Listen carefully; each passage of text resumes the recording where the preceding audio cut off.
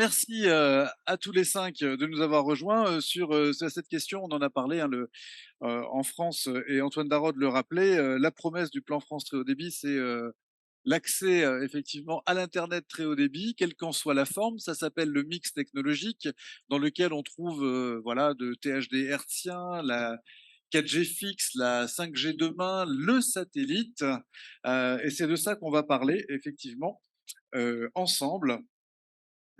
Et première question, effectivement, Antoine Darod, est-ce que le mix technologique constitue une solution seulement de transition? Parce qu'on l'a dit, et vous l'avez dit, l'après, finalement, l'horizon, c'est la fibre pour tous. C'est juste une transition ou bien est-ce qu'il a vocation, y compris, enfin, notamment dans les territoires ruraux, à s'installer dans le temps? Et puis, deuxième question, avons-nous des nouvelles de la 5G? Alors sur la première question, c'est assurément et nécessairement, une solution dont on a besoin aujourd'hui et pour les 10 prochaines années, ces solutions complémentaires, c'est certain. C'est-à-dire, et probablement d'ailleurs que ça a été une des faiblesses, dans la mise en œuvre du plan France très haut débit, c'est qu'on avait, espéré une plus grande appétence, une plus grande adhésion, aux technologies, dites alternatives, aux technologies, non filaires. Alors, il y a probablement différentes raisons, hein, qui ont justifié, peuvent expliquer cette moindre appétence, des clients. Mais c'est vrai qu'on s'attendait à ce que, notamment l'écosystème de distribution des opérateurs soit beaucoup plus, mobilisé comme ça peut se faire dans d'autres pays et ça a finalement assez peu pris, en tout cas peu par rapport à nos ambitions qui étaient, beaucoup plus importantes. Alors, oui, on a encore, bien évidemment, besoin, de toutes ces technologies alternatives, le temps de déployer la 5G, mais on en aura besoin plus structurellement parce que, d'abord, le 100 FTTH, y compris, pour les habitats, les plus isolés, qui ne sont pas des habitats où on a un besoin de débit, sécurisé très élevé et encore parce que ces technologies peuvent les permettre, heu, on aura durablement des technologies, non filaires. Et puis, dans l'optique de la résilience, il faut aussi imaginer que toutes ces technologies sont, des solutions qui complètent, pour la résilience, les solutions, filaires, en fibre. Donc il y a encore beaucoup de points d'interrogation. Ce qui est sûr, c'est qu'on en a besoin pour, les prochaines années, le temps de déployer, la fibre partout et il y a des points d'interrogation, mais il y a certainement une place et notamment de complémentarité, de résilience réciproque, de backup réciproque, qui pourrait être, mobilisable. Et puis sur, la question de la 5G, plus particulièrement, là encore une fois, on est, au balbutiement des déploiements et de la technologie. À la Banque des Territoires, on est convaincu que, ça ne va pas se limiter uniquement aux usages industriels, on investit dedans, Mmh. mais on est convaincu que ça peut être également des solutions de couverture localisée, par exemple, sur un, campus universitaire, sur, un campus, hospitalier, ou même dans une zone, d'activité, donnée. Et donc on va investir pour, essayer, tester ces différentes solutions parce que, on est convaincu que ces solutions notamment de 5G, mais on va dire l'environnement 5G parce que peuvent, apporter des solutions de couverture localisée complémentaires à la fibre, dans, tous les territoires. Merci, merci Antoine Darod. Marc Leblanc, directeur commercial Europe du Sud, Solutions Télécom de Prismian et président d'Objectif Fibre. On l'a entendu, l'horizon finalement souhaitable, c'est le tout fibre, même si c'était pas la promesse initiale du plan France Très Haut Débit. Ça a l'air d'être perçu comme ça, comme étant la technologie reine et évolutive de surcroît. Ok, on a vu que c'était pas forcément tout de suite, c'était pas forcément possible partout, mais pour que la promesse soit tenue, il y a un certain nombre de règles de l'art à respecter, que ce soit sur le plan de la qualité des matériaux comme de la qualité de la pose. Est-ce qu'on peut faire le point avec vous sur les bonnes pratiques en matière justement de fibres? On l'a entendu, hein, des réseaux résilients, des réseaux qui tiennent, c'est des réseaux bien posés. Oui, tout à fait. Bonjour. Bonjour à tous. Merci Sébastien pour cette invitation. C'est toujours un plaisir de venir à Aurillac, surtout pour quelqu'un qui habite dans la région un peu plus à l'est. Euh, Quelques mots d'abord de Prysmian, si tu le permets, hein, Bien sûr. pour resituer un peu, la société que je représente ici. Donc Prysmian, nous sommes le premier fabricant de câbles au niveau mondial. Nous intervenons à la fois sur les réseaux d'énergie et de télécom. En quelques chiffres, Prysmian, c'est 11 milliards d'euros de chiffre d'affaires, 30 000 personnes, dont 3 000 en France. Donc la France est un pays très important pour notre groupe. C'est une présence dans 50 pays, 100 usines, dont 10 en France. Donc vous voyez, 10% des effectifs, 10% des usines. Et sur les usines que nous opérons en France, nous en avons 4 qui sont dédiées aux télécoms. C'est dire le poids que représentent aussi les télécoms en France sur Prysmian. Une usine qui fait exclusivement de la fibre. Et nous sommes le premier fabricant de fibres en Europe, de très loin. Et 3 usines qui font des câbles, depuis les gros câbles jusqu'aux câbles d'abonnés que vous avez ou que vous aurez tous un jour chez vous. Alors, sur le sujet de notre vision à nous, Prysmian, qu'est-ce que c'est? Donc, nous sommes un acteur, nous sommes évidemment un acteur très important en France. Nous avons été un acteur central pour le déploiement du plan France Très Haut Débit. Nous intervenons aussi dans d'autres pays. Donc, il est clair pour nous que notre vision, c'est que la fibre optique, de toute façon, va être effectivement, comme tu l'as dit, Sébastien, le média principal pour apporter le très haut débit pour tous, avec une phase de mix technologique. Ça, je pense que personne le conteste. Alors, est-ce qu'on va arriver aux 90, 95, 98, 99% fibre? Je suis bien incapable de le dire. Je pense que personne aujourd'hui dans la salle est capable de le dire. Ce qui est sûr, c'est que nous, Prysmian, nous voyons au-delà de la France des programmes similaires à ce qui s'est fait en France sur le déploiement massif de la fibre. Et donc, évidemment, ça renforce, nous, notre stratégie d'investir massivement dans nos moyens de production pour aller déployer la fibre partout. Et l'exemple français est très intéressant parce que ça nous a beaucoup appris, pour revenir sur ton deuxième point, sur les technologies à utiliser, sur les règles de l'art à déployer, sur ce à quoi il faut faire excessivement attention pour ne pas décevoir l'abonné au final, puisque le succès du plan France Très Haut Débit, à la fin, il va se mesurer au nombre d'abonnés réels sur les réseaux. Je pense que personne contestera ce point. Sur ce sujet des bonnes pratiques, comme tu l'as dit, en dehors de mes activités chez Prysmian, je suis aussi président de la plateforme Objectif Fibre, qui a été créée il y a maintenant 13 ans, avec l'objectif de fédérer la filière pour faire en sorte que les réseaux se déploient de façon homogène, de façon qualitative, pour en réduire évidemment les coûts d'exploitation. Donc, nous avons plusieurs axes de travail sur ces sujets. Le premier, effectivement, c'est de recenser et de diffuser les règles de l'art. Donc ça, c'est fondamental. Par règle de l'art, qu'est-ce qu'on entend? C'est quels sont les produits, quels sont les composants à utiliser, donc quelles sont les normes à respecter. Et ensuite, deuxième point très important, c'est comment on met en œuvre ces produits, donc comment on les déploie concrètement sur le terrain. Le deuxième sujet qui est très important, et c'est un sujet qui a déjà été abordé, c'est qu'une fois que vous connaissez ou que vous pensez connaître les règles de l'art, il faut ensuite faire en sorte qu'elles soient mises en œuvre par des équipes qui sont formées. Ça, c'est un sujet, la formation, dont on parle depuis des années. Nous, en tant qu'Objectif Fibre, on aide les centres de formation à développer des plateaux techniques et des offres de formation qui sont adaptées à ce que réclame le marché, soit des offres longues, soit des offres courtes. Et il est clair qu'aujourd'hui, ce sujet de la formation, il est fondamental.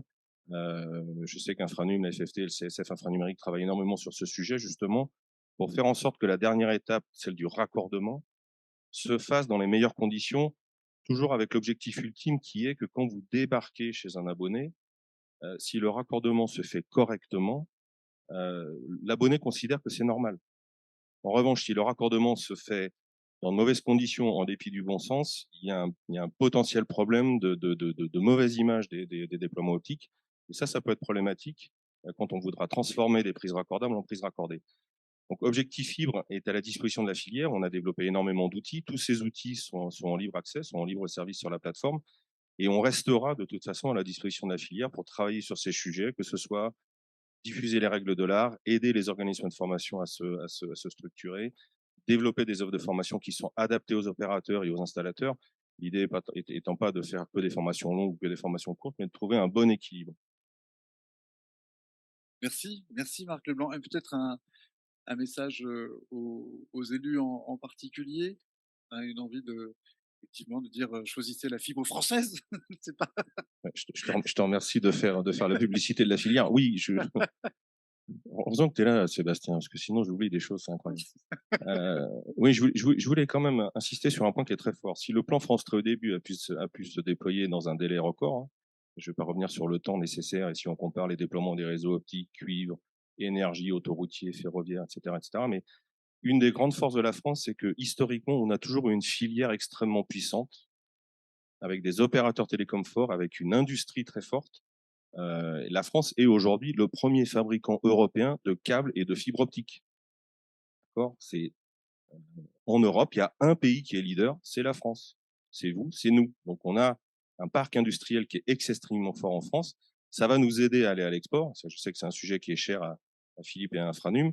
Et je peux vous dire que Prysmian, nous, aujourd'hui, on exporte environ 30% de notre production en dehors de la France. Parce qu'effectivement, on réfléchit à l'après-plan France Très Haut Débit. On va évidemment continuer à être en France, puisque comme ça a été dit, le plan France Très Haut Débit n'est pas tout à fait terminé. Hein, il reste un petit 10 millions de prises de raccordables à faire et puis à peu près 20 millions de raccordés à faire. Donc, faut pas anticiper le fait qu'on a terminé. Mais oui, on a une filière très forte en France. Il faut s'en féliciter et il faut la pousser. Merci, merci Marc. Richard Topper, en tant que président du Cercle Credo, aujourd'hui, vous proposez un certain nombre d'analyses et puis même de modes d'emploi, de guides à l'attention de ceux qui déploient la fibre, parce que c'est pas n'importe quoi cette matière. Aujourd'hui, comment vous analysez au Credo le déploiement de la fibre, les réussites, les échecs, les défis qui sont devant nous, dont on parle depuis tout à l'heure? Merci Sébastien pour cette donc 17e édition. Je suis très heureux là, d'être là. Et aujourd'hui, moi, ce qui m'a frappé là, dans tout ce que j'ai entendu, c'est une conjugaison d'espoir et de réalisme. Et c'est peut-être la première fois que j'entends ça, moi qui suis un vieux crabe des télécoms. Bah, ça fait plus de 50 ans que je suis là-dedans. Et donc, ce que je voudrais, c'est justement parler un peu de points sur le plan France Très Haut Débit, en profiter pour présenter les activités de l'association du Credo, qui réunit des experts fibre optique de plus d'une centaine de personnes. Et il y a beaucoup enfin, l'industrie, il y en a beaucoup dans la salle. Hein, le dernier membre qui est rentré à parler tout à l'heure, Spécial, hein. Mais il y en a beaucoup d'autres membres. Hein. Je peux faire de pub, des grands, des petits, des individuels. Donc le premier point, je crois, c'est que oui, le plan France Très Haut Débit, c'est un très grand succès. C'est clair, c'est ce qu'on vient de dire. En fait, si on prend la succession, il a dit il reste 10 millions, c'est-à-dire que plus de 70% du territoire est couvert, mais il en reste 30, il reste encore 30% à faire. Hein. Et deuxièmement, il y a plus d'abonnés FTTH que d'ADSL, c'est un vrai succès. C'est un succès notamment pour les industriels. Hein. Donc là, si je prends ma casquette de fondateur de CETIX, qui est une société de conseil et d'ingénierie que j'ai créée il y a quelques années, aujourd'hui, nous exportons plus de 25% de nos activités hors de métropole. C'est pour une société comme la nôtre, c'est assez impressionnant. Et en fait, ça ne fait que grandir, hein, cette partie internationale. Et on cherche du monde. Hein. Je fais une pub. Hein. Donc, en fait, les industriels ont développé un savoir-faire, hein, qui s'exporte avec succès, bon, bah, dans les îles britanniques, en Allemagne, hein, et ça, on le fait tous, hein, on en trouve plusieurs dans la salle. Hein. On commence même à s'attaquer aux États-Unis. Hein. Donc, il y a clairement un grand succès pour les industriels. La question maintenant, c'est est-ce que c'est un grand succès pour les abonnés, les Français, les administrés? C'est ça la vraie question. Hein. Et aujourd'hui, en fait, pour que ça soit un vrai succès, on a à notre avis, deux grands défis à relever. Hein. Le premier, c'est d'achever la couverture. Hein. Là, on a fait la majorité, mais il en reste encore un bout. Et pour parler comme un ancien président de la République, on a mangé notre pain blanc, maintenant on va manger le pain noir. C'est-à-dire justement les zones rurales, les zones qui coûtent le plus cher à construire, qui sont les plus difficiles à faire, qui prennent le plus de temps.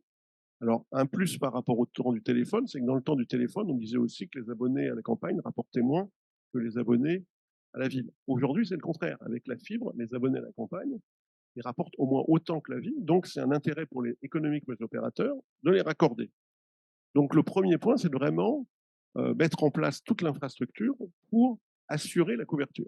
Le deuxième point, c'est qu'on s'est félicité d'avoir fait ça dans le record. On a mis 7 ans à câbler une grande partie de la France. Ça a survécu, ça a passé à 3 présidents, le plan France Très Haut Débit. Quand on regarde dans les autres pays, par exemple, quand on travaille en Grande-Bretagne, dans les îles britanniques sont exactement là où on était en France en 2017. Oui. Entre 2015 et 2017. C'est-à-dire qu'aujourd'hui, il y a plein de projets qui se lancent avec plein de nouveaux opérateurs. Et vous voyez, aujourd'hui en France, on a mûri. Vous avez entendu des opérateurs vous dire qu'ils ont racheté les actifs de Covage, qui lui-même avait racheté, vous vous souvenez, Tutor. Donc, en Grande-Bretagne, ils en sont à ce stade-là, où on était. Hein. Et en fait, aujourd'hui, en France, ce qui se passe, c'est que c'est devenu une infrastructure essentielle. Là, on a parlé de services, on parle de plans, on va faire une table ronde la suivante sur les services. Pour qu'il y ait des services, il faut qu'il y ait une infrastructure qui marche, et qui marche à tout moment. donc qu'elle soit bien faite, hein. Alors, bien sûr, il y a la question des raccordements. Moi, j'ai la coutume de dire que les raccordements, c'est bien, mais c'est la face visible de l'iceberg. En tant que professionnel, il y a un certain nombre d'autres sujets qu'on voit de temps en temps et qu'on va voir, qui vont impacter de plus en plus la qualité de service, parce que de plus en plus, on va s'en servir. C'est d'abord ce qu'on appelle les nœuds. Hein, donc, les nœuds des réseaux, c'est les points de branchement, c'est les points de mutualisation, les points de branchement qui sont plus ou moins bien placés, par exemple sur les poteaux, à hauteur d'homme. Je vous rassure, j'étais à Venise il y a 3 jours, j'ai vu des points de branchement qui étaient plus ou moins bien placés. Là, on raccorde en façade, en Italie. Hein. Et puis, il y a les points de mutualisation qui sont plus ou moins bien placés, les armoires. Et si ça n'a pas été vu avec soin, ben, de temps en temps, il y a une voiture qui abîme l'armoire, un véhicule. Et donc, il faut tout recommencer. Mais il faut peut-être tout recommencer parce qu'en fait, dès le départ, on ne l'a pas mis au bon endroit. Et puis, il y a aussi ce qu'on ne voit pas. Hein. Moi, par exemple, on a les meilleurs boîtiers de protection des fissures, c'est-à-dire les boîtes que vous pouvez voir où il y a des câbles, mais il faudrait qu'elles soient étanches. Si elles ne sont pas bien posées, si elles ne sont pas étanches, dans 5 ou 10 ans, ben, il va falloir tout refaire. Parce que la fibre, elle aime l'eau, mais dans des limites vraiment très limitées. Et donc, l'eau, ça se dégrade. Or, vous avez tous fait des réseaux, on les dit, on les construit pour 30, pour 50 ans. Et pour ça, il faut qu'il y ait la qualité. Hein. Et donc, voilà pourquoi, et je reprends dans les temps, 3 minutes, ben voilà, pour justement parler du credo. J'avais prévu, je ne sais pas s'il y a des diapos ou non derrière, on verra bien. Mais justement, la question, c'est que toutes ces questions-là, il faut les définir, il faut les planifier, il faut les financer. Là, on a bien parlé du plan, on a parlé de la finance, dans un cadre, bien entendu, d'intérêt général. Mais le premier point, et c'est là où on intervient en tant que credo, c'est qu'il faut les définir. Et pour les définir, il n'y a qu'une façon de le faire, c'est d'en parler, et d'en parler avec les spécialistes. Hein. Et donc, le credo se veut l'enrade où tous les experts, toutes les parties prenantes peuvent échanger sur ces questions techniques, hein, en dehors des aspects commerciaux, et d'au moins chiffrer, de quantifier, ça a été dit par d'autres intervenants, les différentes actions. Hein. Alors, tu as rappelé les publications du credo. Les dernières qui sortent aujourd'hui, des fiches, qui vont, donc la plupart sont sorties, il y en a qui sortent encore en ce moment sur l'exploitation maintenance. Hein, et qui vont être assemblés dans un guide. Vous pouvez trouver tout ça sur le site du Credo. Je ne sais pas si ça s'affiche derrière. Hein. C'est www.cerclecredo. Ah, ben ça s'affiche. Extraordinaire. Bravo. Ah oui, bravo. Oui, et puis vous pouvez mettre la suivante, hein, si vous voulez. Voilà. Hein. Hein, donc, l'exploitation maintenance, les recettes, contrôle, la qualification des entreprises. Hein. Le Credo a aussi une association FIL qui s'appelle l'ENA, qui habilite qui certifie les entreprises habilitées à travailler sur l'infrastructure aérienne. Hein. Et tous les mois, il y en a de plus en plus qui non pas tellement à cause d'Orange, je ne sais pas si Orange est dans la salle, surtout à cause d'Enedis. Hein. Alors le credo, ce sont des ateliers mensuels. Tous les mois, il y a un atelier qui réunit entre 80 et 100, 120 personnes, hein, grâce justement aux web conférences, grâce à Internet. Ce sont aussi les jeudis de la fibre. Le dernier a réuni 300-400 participants sur la fermeture du cuivre. Et on a l'intention de continuer, puisque le vrai sujet pour la fibre optique aussi, c'est le cuivre ne va plus exister. Un de ces jours, Orange va dire ça coûte trop cher, je ferme. Et donc, il va falloir que la fibre la fibre réponde. Et il y aura des pressions, il y aura peut-être de l'argent pour les industriels, mais ça ne changera rien. Il faudra que ça marche, il faudra aussi qu'il y ait les compétences. L'information, c'est aussi un sujet très important. Hein. Et le dernier point, mais je ne sais pas si on a... Bon, et le Credo, donc c'est une équipe. Donc là, avec les vacances, il n'y en a pas beaucoup à Ruralytique. Et il y a aussi un casque de réalité virtuelle. Pour les plus anciens, il y avait un bus. On en a parlé tout à l'heure, on avait demandé, le Credo, c'est un bus. Aujourd'hui, c'est un casque de réalité virtuelle que vous pouvez chausser. L'année dernière, beaucoup de visiteurs l'ont mis sur la tête et ont pu se promener dans un réseau, monter en haut d'un poteau, descendre dans une chambre.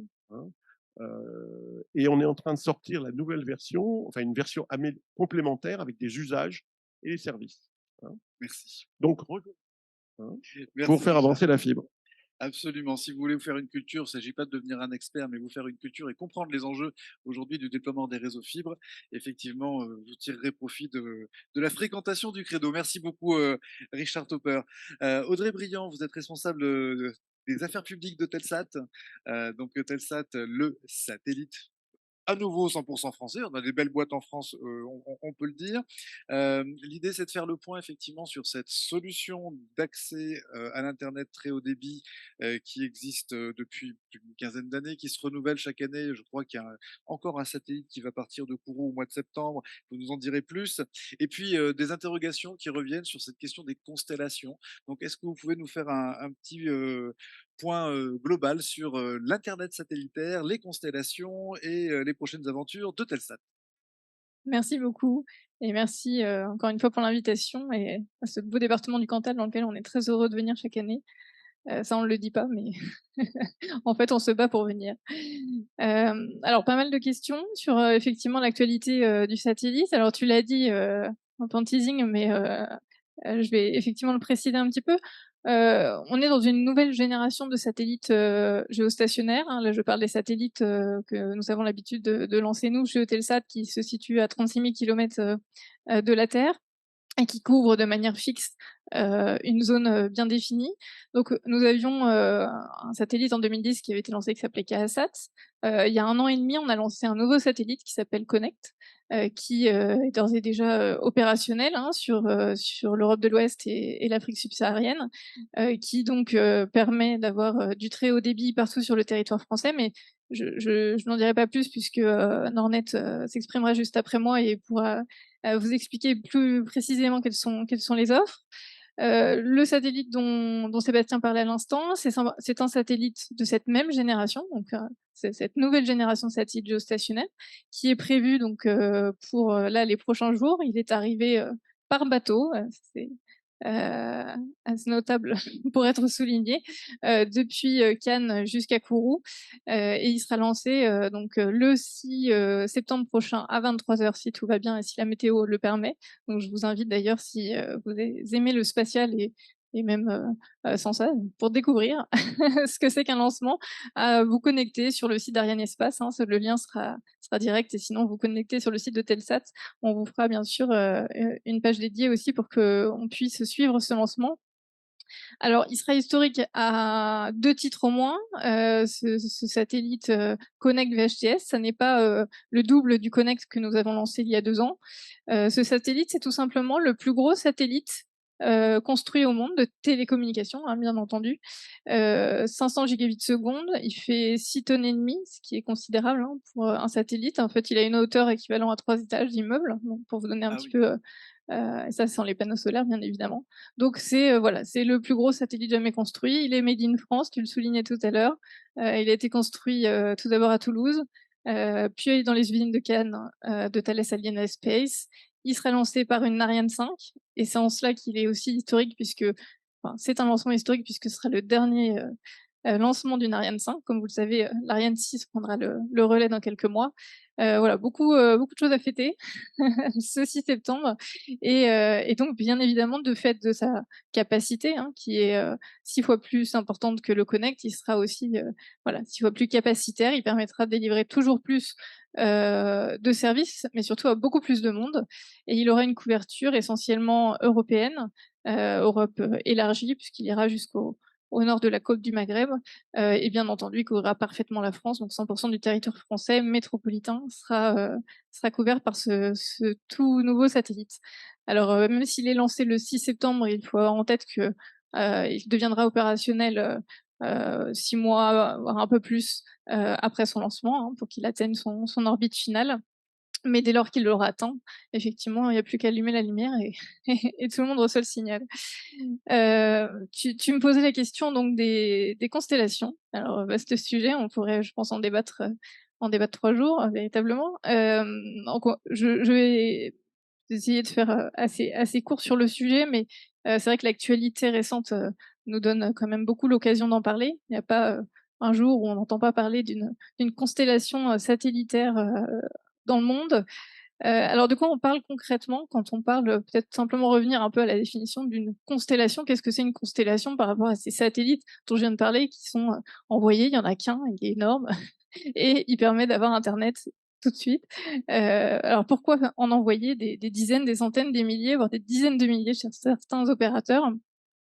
Alors tout simplement, donc une constellation, c'est, comme je le disais, beaucoup plus de satellites en général, qui sont situés beaucoup plus proches de la Terre, évidemment, qu'un satellite géostationnaire.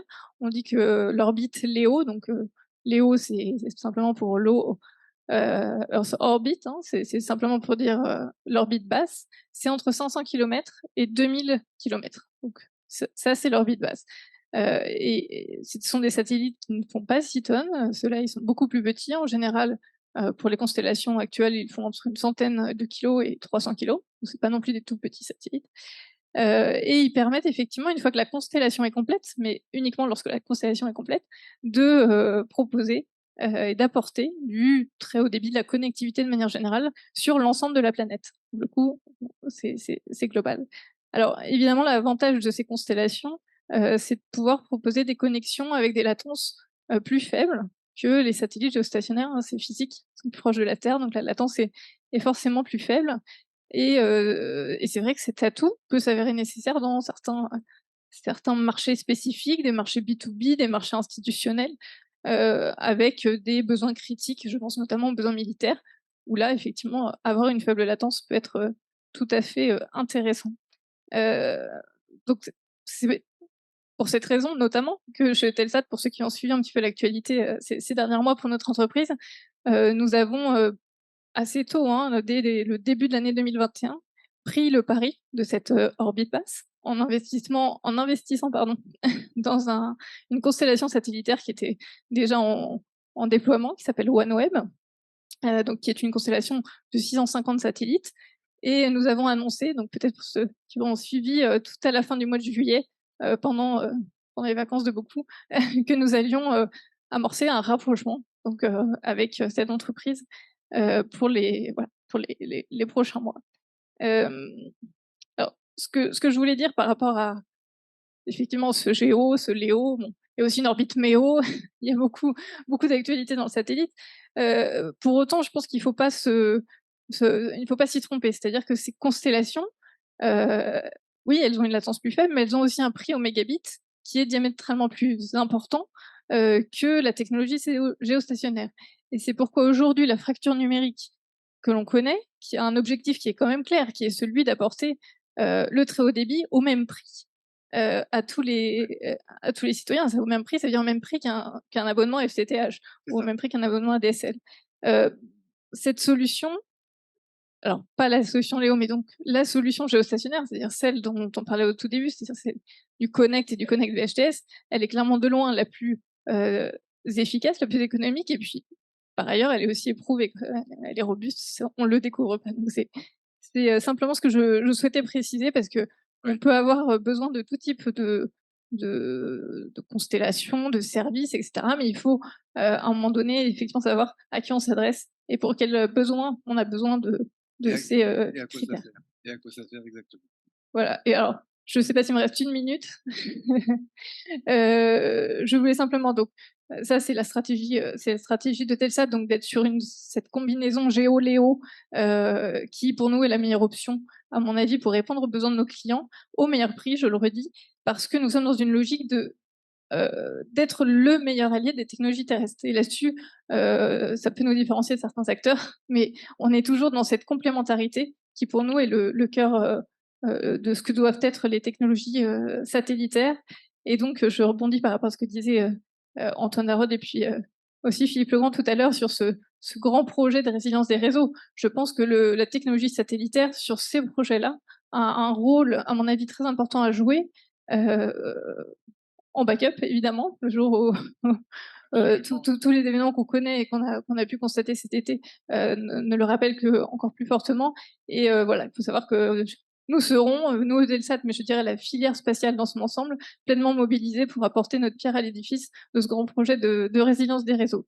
Et 30 secondes sur le sujet sur lequel beaucoup aussi ont parlé depuis le début de l'après-midi, qui est le sujet environnemental de durabilité.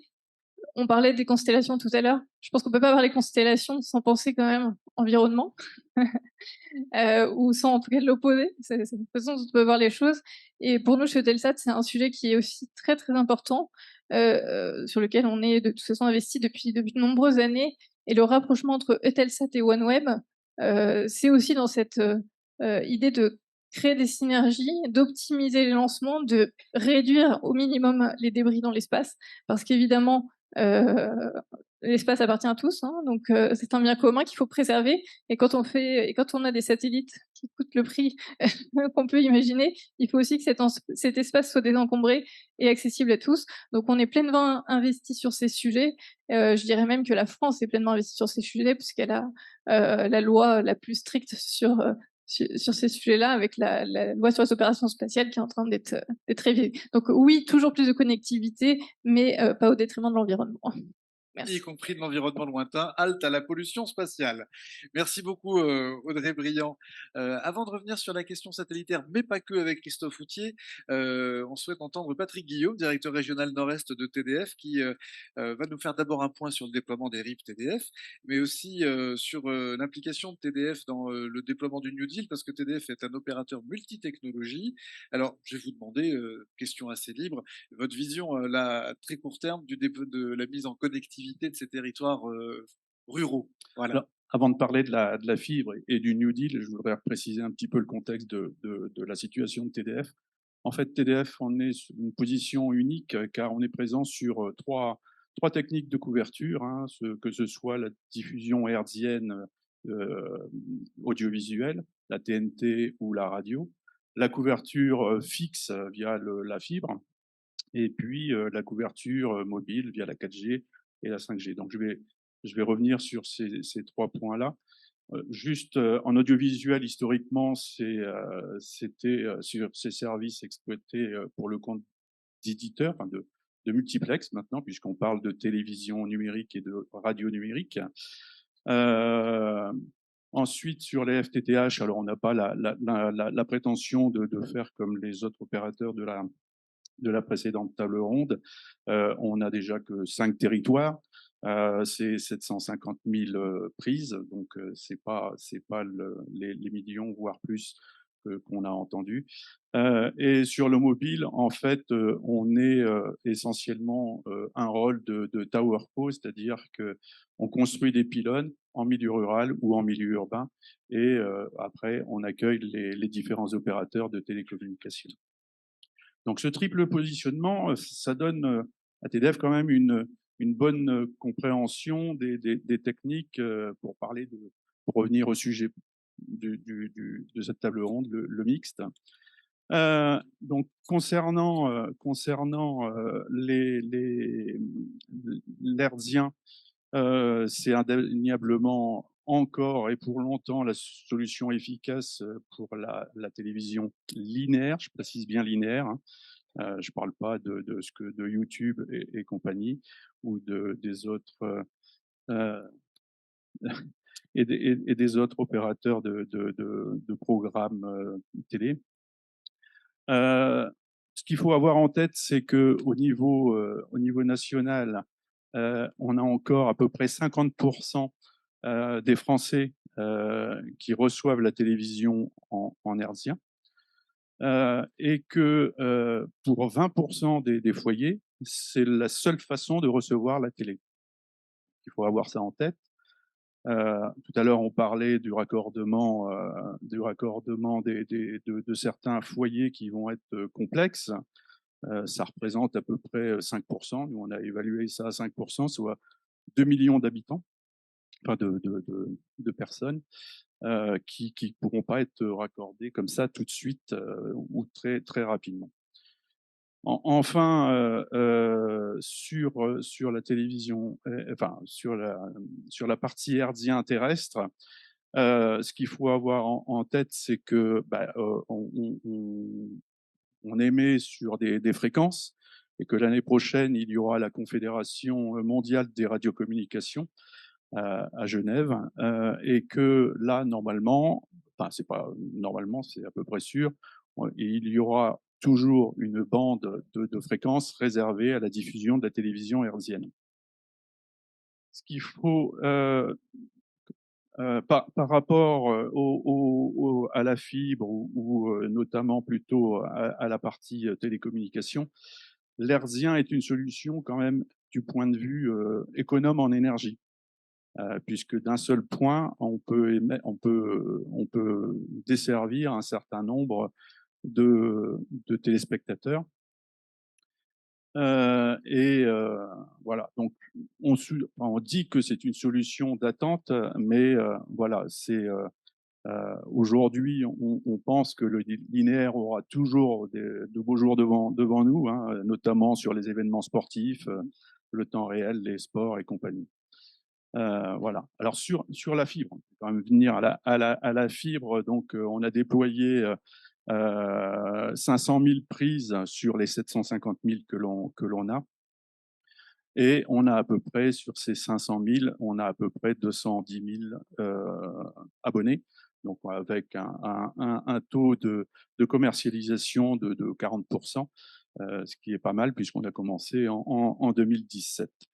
Et puis sur certains départements, on a terminé. C'est le cas du Val d'Oise et des Yvelines. Même si c'est en banlieue parisienne, on constate que c'est des départements très ruraux. 80% des communes d'Île-de-France voilà. sont des communes rurales. Ouais, on l'oublie trop souvent. Tout à fait. Donc on s'est mis ça, voilà. Et bon, à noter que on investit comme tous les opérateurs de fibre de l'argent, et c'est de l'ordre de 220 millions d'euros avec la BPI aussi en soutien. Pour la partie New Deal, en fait, on est, comme je le disais, opérateur une TowerCo, hein, c'est-à-dire qu'on accueille les opérateurs. Donc, ce qu'on fait, c'est qu'on ne gère pas que nos parcs existants, hein, qui sont essentiellement notre parc existant, qui est essentiellement qui provient de la partie audiovisuelle. On construit régulièrement un certain nombre de pylônes, essentiellement pour le New Deal, mais pas que, aussi pour le long des autoroutes ou le long des voies ferrées. Et que par rapport là aussi à certaines TowerCo, on gère toutes les étapes. On gère toutes les étapes de bout en bout, c'est-à-dire depuis l'expression de besoin des clients jusqu'à la recherche de sites, les démarches administratives bien évidemment, les interfaces collectivités, les constructions des pylônes. On a une usine de pylônes qui se trouve en banlieue de Toulouse. Et puis le déploiement, la partie énergie, l'exploitation, voilà, et des éléments actifs. Voilà. Et ensuite, on essaie de créer de la valeur, bien évidemment, avec les opérateurs et les collectivités sur ces sites. Voilà ce que j'avais à dire. Merci Patrick Guillaume. Voilà. Merci beaucoup pour cette présentation d'un opérateur qui intègre en lui-même cette question du mix technologique, c'est-à-dire vous les faites presque tous, il n'y a que le satellite que vous ne faites pas, mais ça c'est Christophe qui s'en charge, puisque lui aussi il fait beaucoup de choses, puisque Nordnet, qui a commencé par le satellite, Nordnet filiale à 100% du groupe Orange, fait de la fibre, fait du THD hertzien, et effectivement son métier traditionnel, ancestral si j'ose dire, le satellite. Christophe Houtier, c'est à vous. Oui. Bonjour Sébastien, bonjour à toutes et à tous. Oui, tu l'as dit, Nordnet, société du groupe Orange, fournisseur d'accès Internet depuis près de 30 ans. Bon, et très heureux de participer pour la 14e fois à Ruralitique. Voilà. Ça, c'était pour expliquer les cheveux blancs et les lunettes. Alors oui, où que vous soyez, Nordnet vous connecte au très haut débit. C'est un peu notre côté militant de l'équité numérique. Très clairement, simplement, on apporte le très haut débit autrement, sans fil et sans fibre. On le fait soit par satellite, on y reviendra, soit au travers des réseaux 4G et notamment la 4G fixe. Alors, ce qu'on vous proposait avec Sébastien, c'est finalement d'abord de donner la parole à un utilisateur ou à une utilisatrice de cette connexion satellite Neosat lancée l'an dernier, l'Internet par satellite très haut débit Neosat utilisé dans une exploitation agricole à Beuzec-Cap-Sizun, dans le Finistère Sud. Et je pense que si la régie est prête, on peut peut-être lancer ces quelques images qui vont nous faire voyager, même si l'Auvergne est très jolie, la Bretagne, c'est sympa aussi. Merci Nicolas.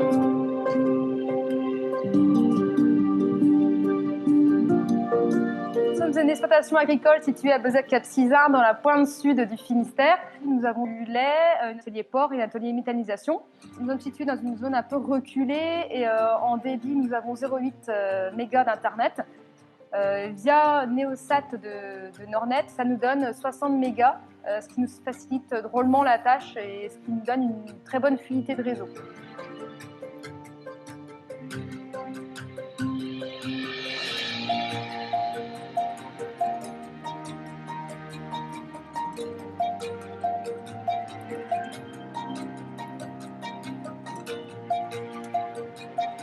Ce qui a changé par rapport au débit Internet, c'est surtout donc nos connexions au niveau robotisation. On est en robot-traite pour la traite des vaches. Nous sommes en alimentation automatique pour les cochons et c'est vrai que la connexion à distance était très très importante pour nous. Et avant, elle était très compliquée parce qu'on n'avait pas assez de débit et aujourd'hui, elle nous a facilité drôlement la chose. On a 7 appareils connectés en permanence sur le réseau Internet et après, forcément, nos téléphones portables quand on est sur l'exploitation et ainsi que quelques tablettes quand on est en visioconférence.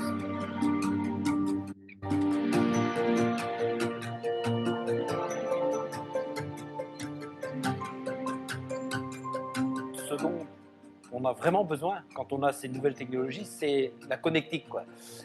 On a aussi des territoires en zone blanche et on s'aperçoit que c'est très compliqué. Et c'est pour ça que la Chambre d'agriculture, avec Nordnet, a travaillé pour essayer de trouver des solutions pour améliorer justement ces réseaux de connexion. Et c'est ce qu'on a fait ici, notamment sur notre exploitation également.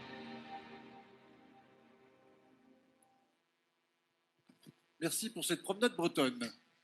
Oui, sous les musiques bretonnes également. Non, mais cette exploitation, alors on n'a pas vu l'ensemble des usages liés à l'Internet dans ces bâtiments. Vous avez vu peut-être, vous avez reconnu des méthaniseurs, mais il y a également une salle d'élevage de porcs. Cette salle est nettoyée par un robot qui automatiquement va nettoyer la salle, à peu près à 80%. Ben, ce robot, cette exploitation agricole l'a acheté, l'a mis en place auprès d'une société néo-zélandaise. Parce qu'ils sont les meilleurs pour ce type de robot. Et bien, cette société, depuis la Nouvelle-Zélande, se connecte à l'Internet, passe par la connexion évidemment de l'exploitation agricole, donc la connexion Neosat, et accède clairement à l'équipement pour faire la maintenance à distance, faire des tests de réglage, etc. etc. Donc oui, j'allais dire, les agriculteurs font partie de ceux qui ont besoin de très haut débit aujourd'hui, et on est là pour les accompagner avec ces solutions, et notamment cette solution Neosat. On est là pour travailler la réduction de la fracture numérique. Et puis, c'est le thème, développer l'attractivité des territoires. Alors concrètement, comment ça marche? Il suffit d'installer la parabole Neosat sur l'habitation ou sur les locaux professionnels, et il suffit de choisir une formule d'abonnement. Audrey le disait, il faut que ça soit abordable. Oui, c'est moins de 40 € par mois aujourd'hui. Et il faut installer cette parabole Neosat. Elle est installable par l'abonné lui-même s'il le souhaite. Elle peut être installée par un service POS qui fait que Nordnet dépêche un technicien sous quelques jours chez vous. Le très haut débit, c'est véritablement une réalité. C'est finalement aussi accessible parce que depuis quelques semaines, l'État a décidé de majorer la subvention qu'il apportait aux solutions dites alternatives ou sans fil. Et désormais, le kit de connexion satellite Neosat est labellisé et finalement est rendu à l'abonné éligible à l'aide d'État pour la somme forfaitaire de 0 €. C'est-à-dire que ce kit est 100% pris en charge pour qui ne dispose pas d'un bon débit et se situe dans une des communes sélectionnées par l'État.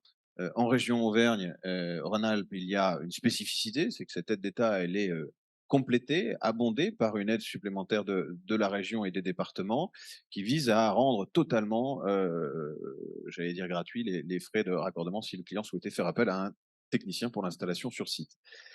Donc globalement, la couverture de Neosat, elle est aujourd'hui assurément et durablement nationale. La couverture de Neosat, elle est permanente, elle est stable. On parlait tout à l'heure de constellations en orbite basse, pas forcément le cas. On est sur effectivement une solution qui repose sur un satellite géostationnaire. Puis c'est vrai qu'on fait souvent le cocorico autour de ce satellite Made in France ou Made in Europe.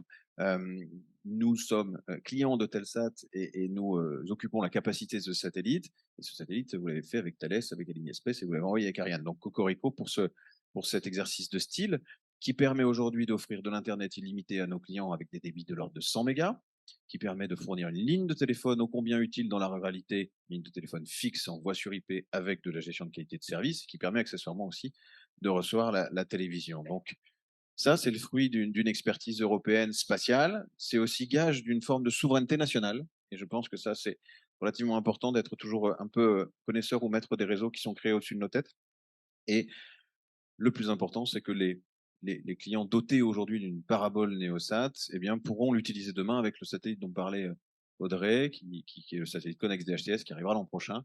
La parabole aujourd'hui commercialisée est 100% compatible avec le satellite à venir qui remplacera le satellite qu'on utilise aujourd'hui, qui est nommé Connect. Donc oui, Antoine Darrow le disait, nous on assume que Neosat est une solution finalement transitionnelle. C'est assumé en attendant la fibre. La preuve, c'est que lorsque l'abonné y souscrit, si demain il devient éligible à la fibre, il peut résilier sans frais. Au passage, il se trouve que Nornet est également fournisseur d'accès fibre sur les RIB dans 14 000 communes et 60 départements, donc il peut éventuellement rester chez nous s'il le souhaite.